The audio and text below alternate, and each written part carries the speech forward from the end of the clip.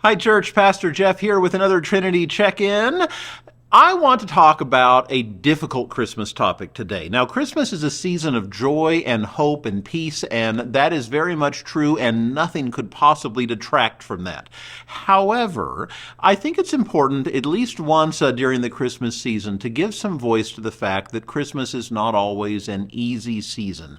There are times, there are Christmases, there are seasons of life where it can be difficult. Maybe it's an empty chair at the table for someone who's passed. Maybe it's a family relationship that's challenging, or maybe it's entering into family situations that you try to avoid at other times, or perhaps that you are not able to enter into. There are lots of reasons why the holidays can also be difficult, and I think it's good to give voice to that, even while acknowledging that the joy and peace is still greater thanks to God. Now, there is a perfect way to talk about this, and it's an example of God taking something that was done for less good reasons and using it for God's purposes instead.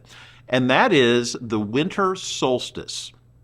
Now, I just looked it up. The winter solstice this year is Sunday morning at 9:03 a.m. So, if I'm doing my math right, that will be during the opening song in first service in our church. And I've already thought, what we need is like a hole to let the sun in on only the solstice that casts a beam of light down right on Dan's guitar. Wouldn't that be perfect? Only for like 1 minute.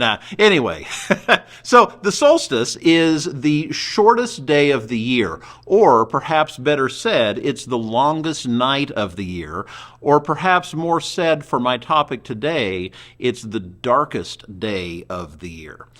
And when the church was looking when to celebrate Christmas, they weren't sure when Jesus was born. It actually turns out, well, we don't know exactly when Jesus was born because of the way records were kept back then. It was probably during the summer, to be honest with you. Modern scholars think. But when they were establishing the date of Christmas, they didn't know. And so what they did was they looked at other festivals that were going on amongst pagans and others who were finding good wherever they could find it. And, well, okay, here's the less good moment. They wanted to compete with those and have a big church festival to help show some of those people what was good in Jesus. And they decided to put Christmas near the solstice. Now, it turns out there's some theological point to that, because I say it's the darkest night, right? Let me say it slightly differently and hear how this strikes you. It's the day when the light begins overtaking the dark. So up to this point, the season we're in right now, the season we've been in for the last 6 months, give or take, the darkness has been gaining every single day. The darkness has been encroaching into our lives a little more each day. When the time change comes, you can really feel it, right? When all of a sudden you sit down to dinner and it's dark out, and the mornings feel different too. But the solstice is the day where that changes. The solstice is the day where the dark is no longer winning. It's the day when the light begins to overcome the dark. And even though the date of Christmas was established partly out of competition with other festivals, the truth is that's truth. That's a deep theological point there. That's exactly what Christmas is about. It's about the time when God came into the world and the light began to overtake the dark. And so that no matter what happens, even when we have setbacks, even though night still falls in the world every now and then, we know that the light is overcoming the dark, and that the light wins because God is God. And that is a beautiful, beautiful image. And it's one that I think helps when the difficult Christmases come around, when we look at those empty chairs at the table or whatever the challenge might be for you. Yes, there are dark days, and the truth is, that's exactly what Christmas is about. It's about acknowledging that there are dark days, and it's about remembering that into the darkest point in history, that's when God's light comes in and shines the brightest and begins to overtake it. So, if you're struggling this Christmas, if you are having a difficult time, and maybe it's not all or nothing, maybe it's just moments that come, moments of grief, moments of sorrow for what might have been, whatever it may be, when those moments come, I hope you will remember the solstice. I hope you will remember the darkest day, and I hope that you will remember that the light overcomes the darkness more and more all the time, and that is exactly what Christmas is. Let your grief be a reminder that God is bigger still. I say this, I'm preaching to myself right now, and I think a lot of us need to hear it.